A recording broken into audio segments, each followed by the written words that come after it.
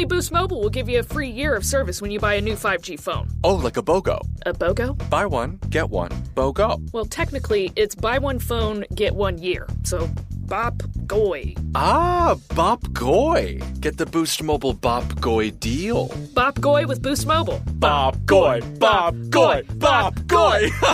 This is the best idea we've ever had. When you purchase an eligible device, you get $25 off every month for 12 months with credits totaling 1 year of free service. Taxes extra for the device and service plan. Online only. For thousands of years, explorers the world over searched for and told tales of a mythical fountain said to restore one's youth and cure anything. Newsflash, it was never found. But hey, we do have collagen. While it's not a miracle, it is proven to be pretty darn good at helping you look and feel younger and more healthy.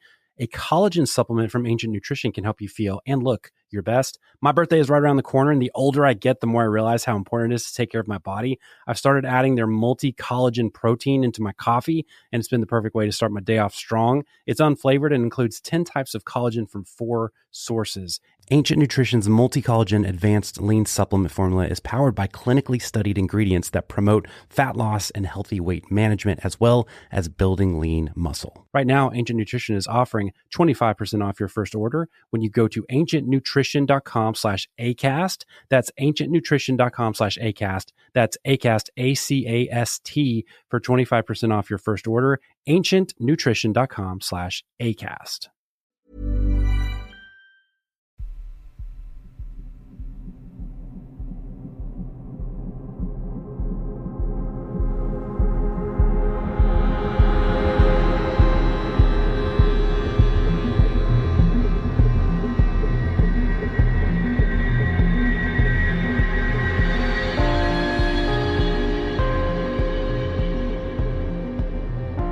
Hello and welcome to 10 Days of Festive 2024, and we are on day number 9.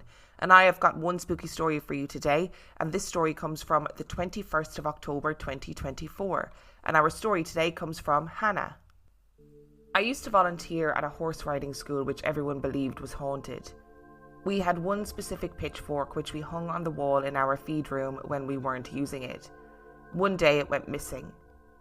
Obviously, we thought it had just been put somewhere else after someone had used it, and we searched everywhere for it. After a while, we gave up and seemed to forget about it after a few days. We found it a few weeks later in the hayloft that wasn't actually used as a hayloft anymore, but as a storage space for Christmas and Halloween decorations. We'd gone up there for the decorations. After a quick celebration of the return of our favourite pitchfork and some questioning how it got up there, we returned it back to its spot on the wall and carried on as normal. A couple of weeks later, it was gone again.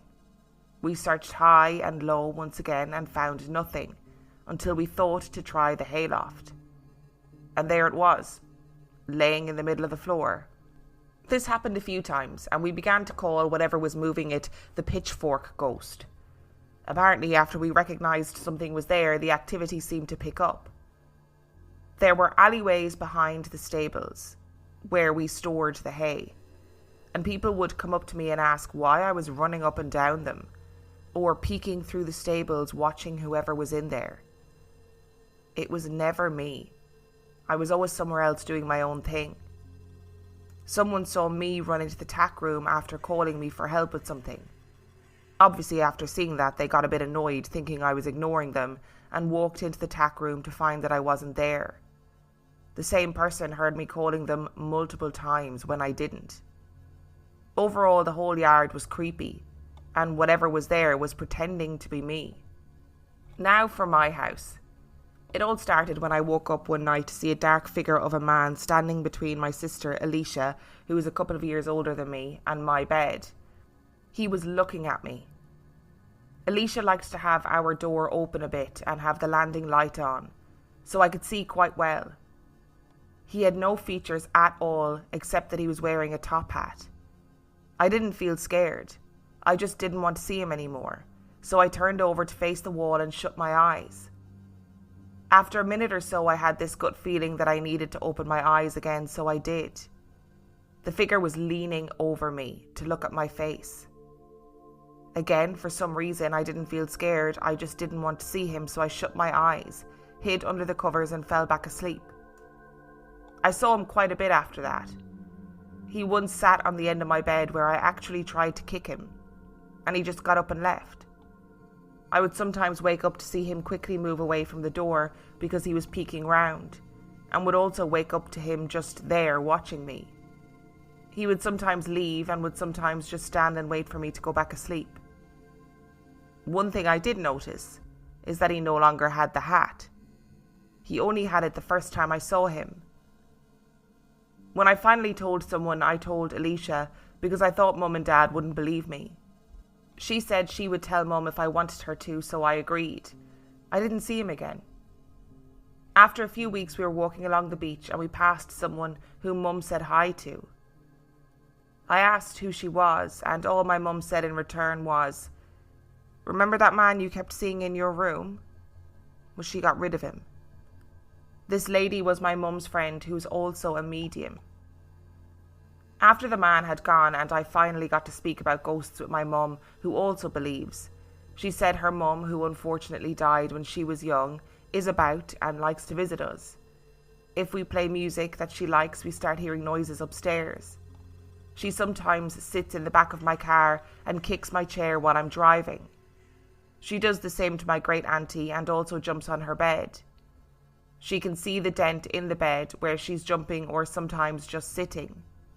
She's pulled my hair while I was driving, and you could see where the hair had been pulled out of its ponytail. I used to see a dark, gangly figure literally sprinting past the living room door, as if it had come full speed down the stairs and was aiming for the kitchen. This has stopped since the living room was redecorated and the sofas don't face the door anymore. Whether it still happens, and I'm obviously not seeing it now, I have no idea. I heard footsteps on the wooden floor that was exposed while redecorating the living room. I always hear footsteps upstairs and someone in the kitchen going through the cupboards. No one else can hear it when it's happening. I recently heard someone walk in the front door and then lock it when everyone was sitting in the same room. Now this one really creeps me out. My sister and I walked into the house after school and called "hello" to see if anyone was home. My dad works away in his lorry and isn't home a lot during the week. We both heard our dad shout hello from upstairs. So we carried on with our usual after-school routine, getting some snacks, sit down on our phones for a while, until my sister went upstairs about half an hour later and realised that Dad wasn't there. We both freaked out and left and walked to our nanny's. We now believe there's something in the house that mimics us. I've woken up from a nap after being at work in the morning, not really able to open my eyes. I could move completely fine, but I could only open my eyes about halfway. I realised that I'd woken up because someone was opening my bedroom door. My dad popped his head around, asked if I was asleep, and when I responded with a grunt instead of a yes, he laughed, closed the door and went into the bathroom and turned on the shower. About half an hour later, I woke up again to a completely empty house. I messaged everyone asking if Dad had been home and gone out again, and I left the house to see if his lorry was parked where it usually is, and it wasn't. I woke up at just after 3 a.m. one morning, while still sharing a bedroom with Alicia, and saw my younger sister Sophie walk into the bathroom, turn on the light, and I assume go to the toilet. The next morning, my mum asked me if either me or Alicia got up for a wee at around 3 a.m. last night, and I said no, it was Sophie. And she said that Sophie had been sleeping next to her at the time that she heard it. I once fell asleep on Sophie's bed, I'm not sure why, and this is after Alicia moved to uni and we had our own rooms. I woke up able to move but could hardly open my eyes again. Something was running in and out of the room, and whenever it got to me it would roughly tickle my neck. Obviously this got very annoying and I got up and managed to shut the door, and then it stopped and I went back to sleep. Alicia has always been a bit skeptical, but has heard people call her when no one actually did, and also has been shown a video which she says has made her believe entirely. It's CCTV footage from a job that she had in a pharmacy, of a computer being pushed off a countertop. The computer had been there for a while with no problems, and you can see it looks quite sturdy. She has also recently heard whoever is in the kitchen going through the cupboards. Now the story is for when I became creepy. I know these ones are definitely more recent, starting about 3 years ago-ish. I seem to see things when it comes to death anniversaries or birthdays of loved ones who have passed. I was sitting at the computer desk at my nanny's house, either drawing or reading or something, because I was looking down. And out of the corner of my eye, I saw a little figure peek its head up and look at me through the shelf. The shelves on the desk have no back, so you can see right through them. Every time I looked up, the figure would hide again. I got up and went to the toilet, thinking I just needed to give my eyes a break. And as I turned to flush the toilet, a small childlike figure with an orange aura ran out from behind me. I messaged Alicia telling her about it, and she said, "Guess whose death anniversary it is tomorrow?" Turns out it was a family friend's little girl's death anniversary the next day. She had terminal cancer, and she had gorgeous bright ginger hair before losing it to chemo. One day I woke up from a nap able to move but couldn't open my eyes again. I heard what I thought was my cat jumping onto the bookshelf and start playing with the fake leaves on top of it. I then felt her jump onto me and onto my chest, while still hearing her mess with the leaves on the bookshelf on the other side of the room. That's when I got confused, sat up and tried to open my eyes. Something put its hand on my shoulders and pushed me back down. I must have fallen asleep again, because I woke up with everything completely normal, with the door shut and no cat in the room. This was around my late great-granddad's birthday. I've started to have dreams that come true. I dreamt for 2 nights in a row that Alicia was really, really ill. She's at uni and I hadn't seen or spoken to her for a while. After the second dream, I jokingly messaged her and said, "I keep dreaming that you're really ill. Are you well?" When she replied, she said that she was actually quite ill. She had a really bad cold and just generally felt like death. Not as serious as my dreams, but still weird. I also dreamt that my shoelace snapped while putting it on. A couple of days later, I realised I was putting on the exact same shoe in the exact same place in the house, and of course the shoelace snapped in the exact same place on the exact same shoe. I've had multiple dreams that my horses had escaped their field and woke up to messages saying they'd escaped and the fence was down. I've also had feelings which have come true. I was at work, I no longer work there now, bringing in a little pony from the field towards the end of the day. I suddenly had this thought that I would never see this pony again. I made sure to give him an extra kiss goodbye that evening, and the next day I got a message saying that he had to be put to sleep due to colic. I have another story where I am unable to open my eyes. I'm not sure if the stories where this happens are actually some sort of sleep paralysis, but I do think it's worth including. I was staying at my current boyfriend Tom's mum's house. He lives with his dad, but we occasionally go to see his mum. I woke up with a feeling that someone was in the room and I was unable to open my eyes. I started panicking and breathing quite heavily until I heard a man laugh at me. I thought maybe it was my Tom, but I asked him in the morning and he said he didn't wake up at all. Lots of people have said the house is haunted, and I do believe it. We were home alone at this house for a couple of weeks a couple of months ago. I kept hearing someone else in the house. I heard someone sneeze, someone going through cupboards just like at my home, and I heard the floorboards creak as if someone was walking on them. There was also a night where Tom's car alarm kept going off. And who was the one that had to go and check that no one was out there? Me. Thanks, Tom. Everything went quiet after I went back inside. Towards the end of the 2 weeks, I saw whatever it was with us walk down the stairs and into the kitchen. I haven't seen or heard it since. A few years ago, I was out feeding my horses. It was winter, so it was dark. My 2 horses at the time started to freak out at something on the field that I couldn't see. I mean, really freaking out. Running and pacing, watching whatever they saw and snorting at whatever it was. This happened a couple of times, until one night I saw someone standing at the top of their field. Now, I couldn't see very well. The big light on my shed only just reaches the end of the field, and we're right next to a campsite which has a dog walking path going past the top of the field. So what I saw could have just been a nosy camper watching the horses being fed. However, it was the middle of winter. Who camps in the winter? And whoever it was disappeared right in front of me. So I grabbed my phone torch, walked up to the field to look for this person and found nothing. A few days after this, the horses once again were freaking out, running and pacing in circles, watching whatever they could see and snorting at it until suddenly I heard it. Someone stood on the farmer's field, which is right next to the horses, whistling, as if calling a horse to come to them. It happened a few times, getting louder every time until it just stopped. Now for the most recent stuff that has happened in the last few weeks. I was in bed at my nanny's house, and it was 2 a.m. and I was just getting ready to go to sleep. I opened my door to go to the toilet and heard my nanny in the kitchen walking about in her slippers and talking to the dog. I couldn't make out what she was saying. I imagined it was just the usual, "Good night, Monty, are you warm enough? See you in the morning," etc.